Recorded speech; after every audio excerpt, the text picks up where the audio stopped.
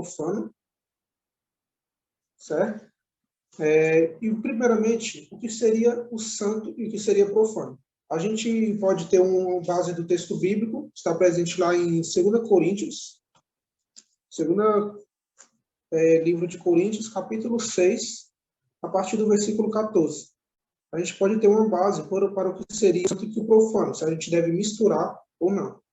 Para o versículo 14, ele diz assim: não vos ponhais em julgo desigual com os incrédulos, porquanto que sociedade pode haver entre a justiça e a iniquidade? Ou que comunhão da luz com as trevas?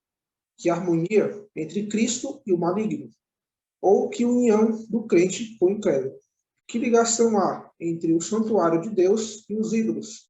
Porque nós somos santuário de Deus, vivente. Como ele próprio disse: habitarei e andarei entre eles, serei o seu Deus, e eles serão meu povo. E enfoque aqui no versículo 17. Por isso, retirai-vos do meio deles, separai-vos, diz o Senhor. Não toqueis em coisas impuras, e eu vos receberei. A santificação é uma separação para algo divino. Certo? Ela está presente em várias culturas, várias religiões. Mas a nossa religião, a religião do cristianismo, que a gente acredita em Cristo, a gente acredita que o santo é algo separado para o nosso Deus Jeová, ok? Santo é algo que é puro, é algo que é único e é incomum, e é imaculado. Ele não tem a parcela do pecado. E Deus, na sua Bíblia, ele nos chama a nos ser santo. Mesmo que desde o ventre da nossa mãe a gente já seja pecador, ele mesmo assim nos chama a buscar a santidade. Por quê? Porque Deus é santo. E aqui na Bíblia, a gente pode buscar pelo menos duas coisas que diz que é santo na Bíblia. Quais são essas duas coisas que Deus diz que é santo na Bíblia? A primeira coisa está presente lá em Gênesis capítulo 2, logo no comecinho da Bíblia. Gênesis capítulo 2, aí procura lá o versículo 3.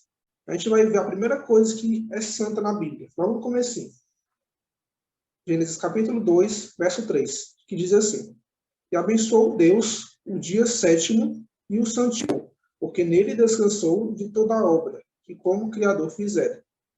Esse santificado, se em outras versões, pode ter um sentido de separou. Como assim separou? É algo que Deus criou e ele pegou para si. É algo que é propriedade dele. E como é propriedade de Deus, ele pode escolher a quem dá e a quem não dá. E como assim, Rafael? Me explica melhor. Por exemplo, o sábado, que a gente guarda o sábado, nós adventistas ou judeus. A gente tem esse dia como santo, certo? E a gente pode entrar nesse dia como santo porque Deus liberou para aqueles que obedecem Ele verdadeiramente. Como está presente lá em Hebreus capítulo 4. Hebreus capítulo 4, a partir do versículo 3. A gente vai entender que Deus, ele é o possuidor do sábado, ele é o dono do sábado, um dia santo que serve para alguma coisa, certo? E ele disponibilizou esse dia para aqueles que obedecem a ele. Como a gente vê aqui em Hebreus capítulo 4, verso 3. Nós, porém, que cremos, entramos no sábado, conforme Deus tem dito. Assim jurei na minha ira, não entrarão no meu descanso, embora certamente as obras estivessem concluídas desde a fundação do mundo.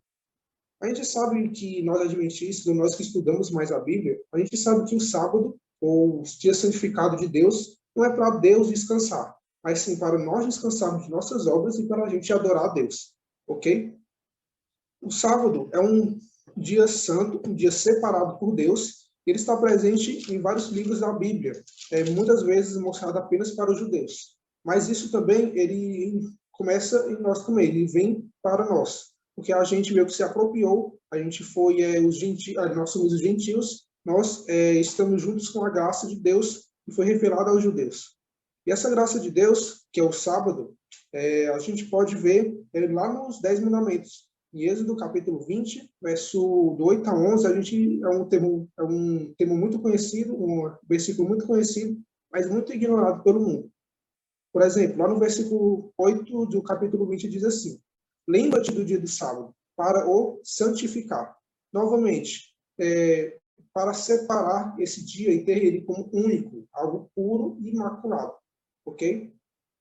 Santificar, a gente não pode santificar nada, mas o único que pode santificar é Deus. Porém, a gente pode torná-lo como santo, algo que a gente não pode profanar, que é o próximo tema aqui do capítulo, certo? Da pregação.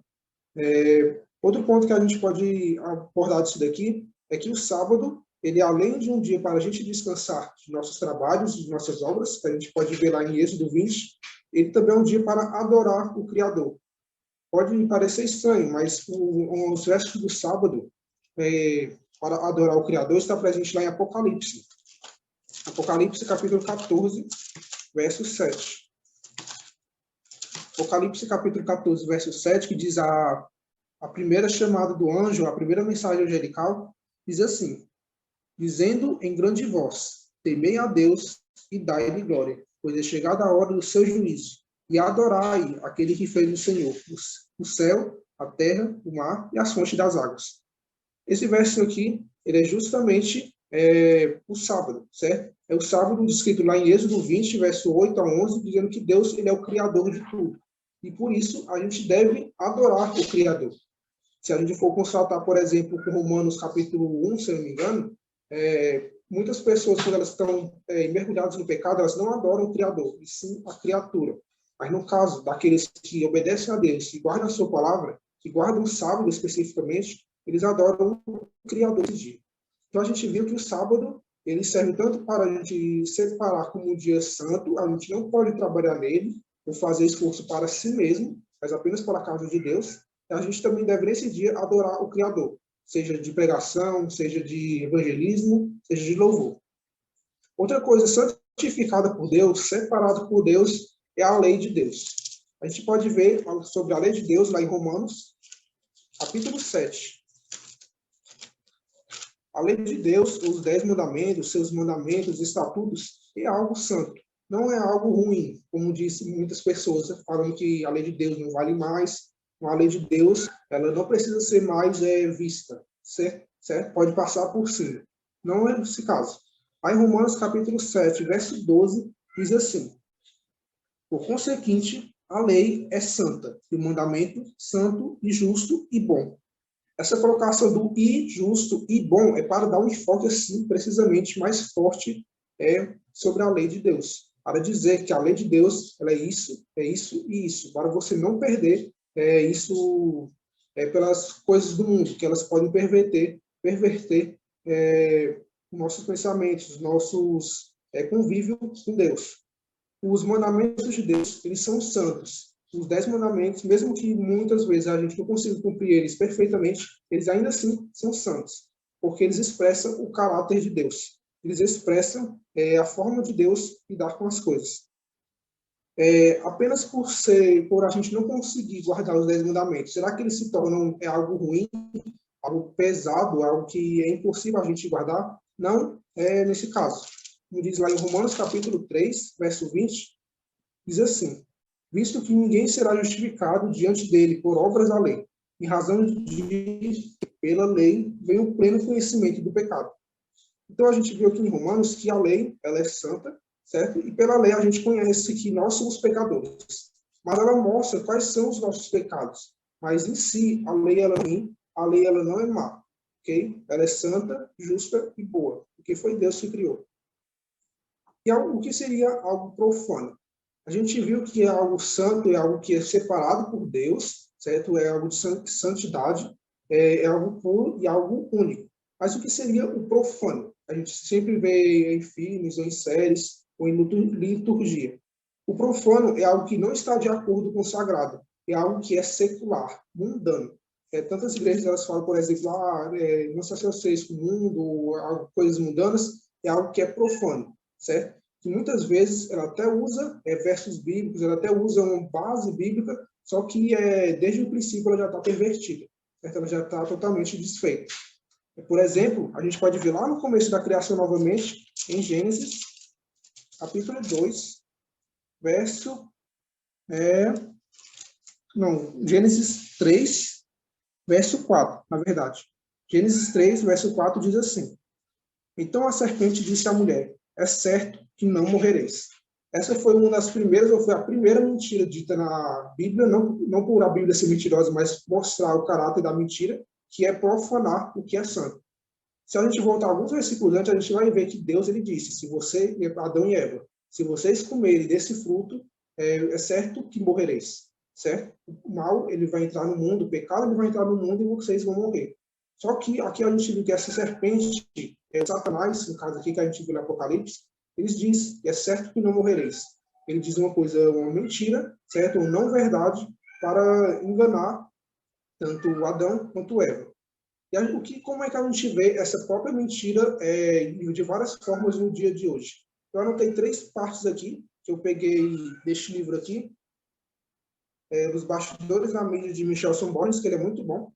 Ele fala de pelo menos 3 pontos que mostram essa mentira de várias formas. A mentira que não é certa, que não morrereis. E quais são essas 3 versões da mentira? A primeira seriam as novelas, ok? O gênero novela em si ele não é ruim, certo? Ele é uma forma de peça teatral, uma forma de peça literária, que é bom para divulgar conhecimentos, divulgar informações. Mas, se ele for usado para o modo do mal, como a gente vê o que Satanás usando contrariando a ordem de Deus, se ele for usado do modo do mal, ele pode deformar a realidade, certo? E é um perigo para todo cristão. Por quê? Eu anotei 4 pontos aqui que muitas novelas elas sempre tocam nesse ponto aqui, certo? É algo que tipo comum. A primeira coisa é que os personagens, principalmente os jovens, eles nunca estão na escola, certo? Se a gente for parar para pensar, até que é verdade. Certo? Se a gente botar assim, uma novela assim, de uma tal emissora, eles quase nunca estão na escola, ou se raramente eles só estão na porta da escola. Certo? Eles já estão indo para casa, não tem aquele momento de convívio que eles têm com os outros alunos. E o que isso significa, Rafael? É que essas pessoas, esses jovens, eles vendo aquela novela, vendo aquela coisa passando pela TV, eles não vão ter o interesse de estudar. Eles não vão ter o interesse de estar na escola, vão achar algo que é enfadonho. A mesma coisa seria, quase nunca a gente vê numa novela alguém dentro de uma igreja, sendo assim, só um igreja católica, igreja protestante, enfim, mas a gente quase nunca vê. Outra coisa seria a depravação do casamento. Por exemplo, o marido ou a esposa traindo um ao outro ou usando álcool. A gente vê isso daí no casamento também, por exemplo, o divórcio. A gente vê, por exemplo, que o casamento ele não é sustentado, ou seja, o casamento ele não é apoiado devidamente. E ele também não tem uma visão, uma base bíblica que Deus ele deu para o casamento, como a gente vê lá em Gênesis 2. Outra coisa seria a desonestidade, certo? Não se dá para confiar em, por exemplo, um personagem de novela, a gente sabe que vai trair outra pessoa, a gente sabe que vai passar a perna sobre outra pessoa. Além também de questões de homossexualismo, homem com homem, mulher com mulher, enfim. Certo? Que muito, por exemplo, desde a década de 80, década de 60, o homossexualismo ele é muito batido na tecla e colocado na cabeça das pessoas. Não é à toa que hoje em dia o homossexualismo está em um crescente expoente. Por quê? Porque muitas pessoas elas veem a TV, certo? Elas veem essas novelas, essas produções, tanto filmes quanto séries, elas são influenciadas por isso. Esse livro aqui do Michelson Borges, ele fala, Os Bastidores da Mídia, ele fala que nós possuímos 2 tipos de consciência. A consciência, que a gente vê pelo olho central, a parte central do olho, e o inconsciente, a gente vê pela parte periférica do olho, certo? E muitas das coisas que a gente não vê pelo consciente, a gente vê pelo inconsciente. E isso fica guardado no nosso cérebro, na nossa mente. E, por exemplo, essa questão do homossexualismo, desonestidade, não valorização do casamento, essas coisas são guardadas na nossa cabeça e pouco a pouco elas são influenciadas. É como se fosse uma droga, a gente vai usando e a gente fica com aquela coisa na nossa mente. A gente sempre vai querer mais e mais aquilo, ok? Outro ponto que eu queria ressaltar com vocês é a questão da TV, da internet e do celular. Esse livro aqui é de 2005, então ele não fala muito sobre a internet, mas a gente sabe que hoje um grande mal, ou uma grande coisa usada muitas vezes por Satanás hoje em dia, seria a internet. A página 53 e a 54 ele diz um assunto sobre isso, que eu destaquei. 53, 54. Ele fala sobre algumas coisas que a internet, ou a TV, o celular, eles provocam nas pessoas. Assim como a novela, ela pode influenciar, moldar seu caráter, moldar a sua personalidade, seu modelo de vida, a TV, a internet e o celular, eles também podem. Por exemplo, eu anotei aqui Um modelo que pode influenciar em você é o distanciamento familiar, certo? Uma pessoa que ela está no celular, ela quase nunca, ela não está presente com outras pessoas, ela prefere estar separada, ela prefere não ser interrompida quando ela está mexendo no celular. Isso ocasiona um distanciamento familiar da pessoa e do seu meio familiar, da sua família. Outra coisa é o mundo falso. O celular, a internet, principalmente a internet, ela promove um mundo falso, onde todas as coisas se resolvem na força do braço. Mas a gente vê, por exemplo, na Bíblia, que nem tudo se resolve na força do braço. Quase nada se resolve na força do braço. E sim, pela graça de Deus. A gente precisa a direção do Santo Espírito para que a gente possa resolver as coisas. Por exemplo, foi com Abraão, foi com Jacó, foi com José. A gente precisa do direcionamento de Deus para conseguir nossos objetivos. Outra coisa que a TV, a internet, o celular impõe na gente é o consumismo. Isso também em novelas ou em propagandas, em publicidades colocadas em comerciais da TV. Esse consumismo, como eu já disse, pela nossa visão periférica, ela guarda no nosso inconsciente, nossa cabeça, e a gente não percebe isso, mas, por exemplo, se eu colocar uma mensagem bem rápida de 20 segundos na TV, falando sobre compre Coca-Cola, compre Coca-Cola, mensagem assim bem rapidinho que você nem vai perceber. Só que o seu cérebro ele consegue captar aquela mensagem tão rápida quanto ela é. E fica guardada no seu cérebro. Quanto mais você vê aquilo, mais você quer agora comprar Coca-Cola. Essa propaganda ela foi muito usada, por exemplo, por governos americanos, se eu não me engano, foi do Churchill. Não, o Churchill não, foi com o George, não sei o quê, George Wilson, enfim. Foi muito usado por um presidente americano para denegrir os democratas, como também pelos nazistas. Eles usavam essas propagandas de governo para influenciar as pessoas. A outra coisa é influenciar crianças a serem violentas. A gente pode achar que isso daqui é um mito, mas, na verdade, como diz aqui no livro, isso daqui são bases de vários estudos e comprovam que crianças, ao verem desenhos, ao verem TV, que influenciam, que tem algum momento de violência, mesmo que seja a coisa mais boa, por exemplo, elas são, ou elas se tornam violentas, mais violentas. São vários estudos que já comprovam aqui neste livrinho. E outra coisa que isso aqui mais relacionado à questão da saúde seria o sedentarismo, certo? Sedentarismo seria aquela pessoa que ela não pratica exercício, não pratica movimentos que ajudam no seu corpo, e ela acaba por ter problemas, dificuldade, por exemplo, para andar, para ter o sistema digestório assim perfeito, ela acaba tendo uma saúde imperfeita. E com a saúde imperfeita, a gente dificilmente também busca a Deus, porque tem várias regras alimentares, várias regras, por exemplo, do sono, da cuidar da saúde, a gente precisa seguir essas leis. E tem um verso lá em 1 Tessalonicenses, capítulo 5, que eu queria ler para vocês. 1 Tessalonicenses,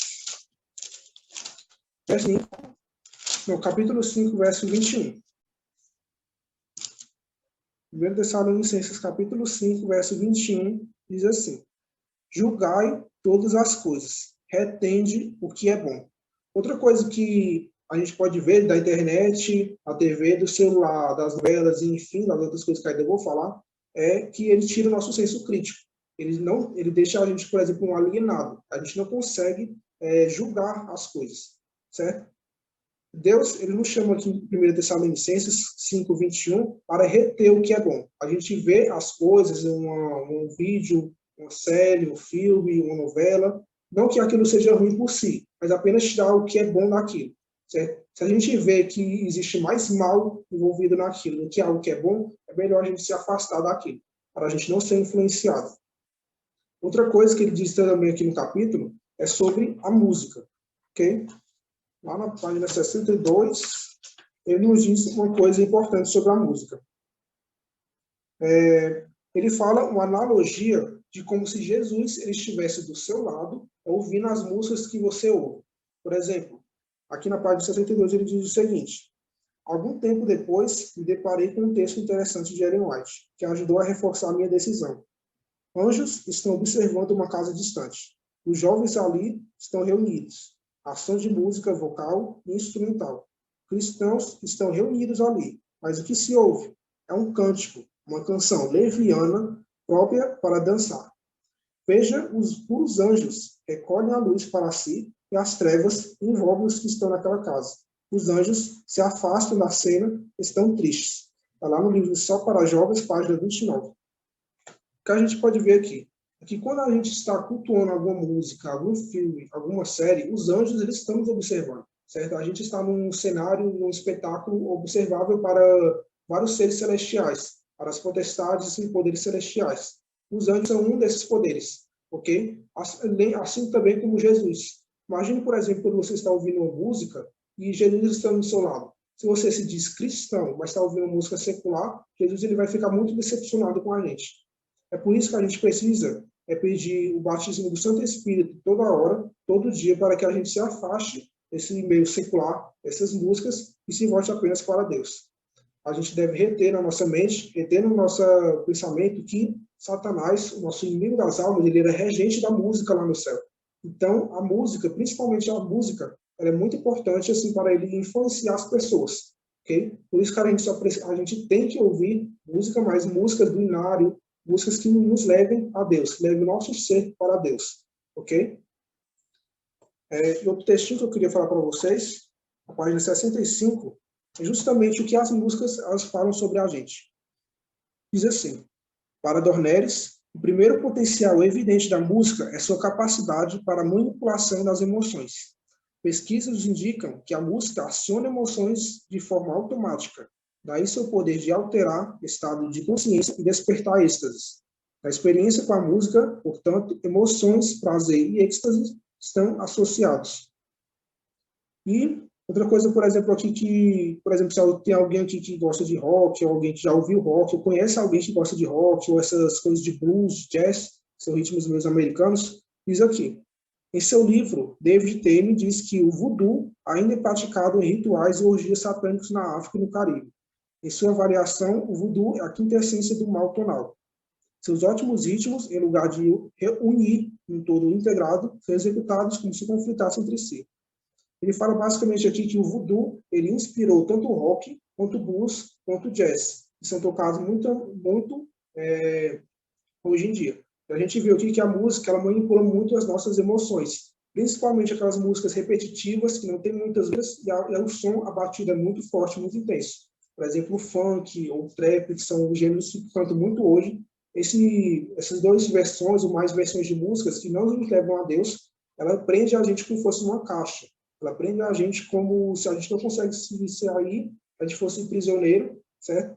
E ela não nos leva a Deus de jeito nenhum. Certo? Por isso que é importante a gente não misturar o que é profano, essas coisas que não nos levam a Deus, que não condiz com o que é santo, certo? E mover apenas nossas coisas, nosso gosto para as coisas que são de Deus. Vai ser um processo demorado, pode ser um processo difícil para muitas pessoas, mas é para o nosso bem. Porque lá no céu, se a gente quer ir para o céu, a gente precisa se acostumar com as coisas de Deus, certo? Lá não vai ter essas novelas com desonestidade, com homossexualismo, como eu falei. Também não vai ter coisas que nos influenciam a nossa saúde para o mal, ou que influenciam nossas crianças, nossos filhos para o mal. Além também como não vai ter música secular, música profana. Tem dois versos que eu queria falar para vocês. O primeiro está lá em Filipenses, capítulo 4, verso 8. Filipenses, capítulo 4, versículo 8, diz o seguinte: finalmente, irmãos, tudo o que é verdadeiro, tudo o que é respeitável, tudo o que é justo, tudo o que é puro, tudo o que é amável, tudo o que é de boa fama, se alguma virtude há e se algum louvor existe, seja isso o que ocupe o vosso pensamento. Que a gente viu justamente lá em 1 Tessalonicenses. Retenha o que é bom. E o que seria esse bom? Está descrito aqui em Filipenses 4:8. O que é amável, o que é justo, o que é puro. A gente viu que puro é algo santo, certo? Tudo que é respeitável para Deus. Pois as músicas que a gente vê, as séries, os filmes que a gente vê, tudo que a gente vê passa pelos nossos olhos, eles vão servir como um testemunho para as pessoas ao nosso redor. Okay? Então, isso é muito importante a gente ter isso em mente. Outro verso que eu queria falar para vocês, para finalizar essa mini pregação, seria lá em Efésios, capítulo 5, versos 15 e 16. Efésios, capítulo 5, versos 15 e 16. E diz assim: portanto, vede prudentemente como andais, não como necios, sim como sábios, remindo o tempo, porque os dias são maus. Então, Deus, ele nos chama hoje, certo? Hoje, agora, neste momento, para a gente ver o que a gente está gastando com o nosso tempo. A gente está gastando o nosso tempo com futilidades, com coisas banais, que não vão servir para nada, com coisas que vão nos edificar, com coisas que vão nos levar para Ele, nosso espírito para Ele, nosso ser para Ele. Eu poderia falar outras coisas aí sobre jogos, desenhos ou livros, mas eu prefiro falar apenas desses 6 aqui, que são grandes coisas que afetam o nosso mundo cristão. Seria a música, as novelas e a TV, hoje, certo? Que hoje pode ser substituído pelo computador ou celular, por exemplo. Mas tanto os livros que a gente lê, os desenhos que a gente vê, os filmes, as produções que a gente vê, então, principalmente os jogos também, eles são grandes moldadores de personalidade nossa.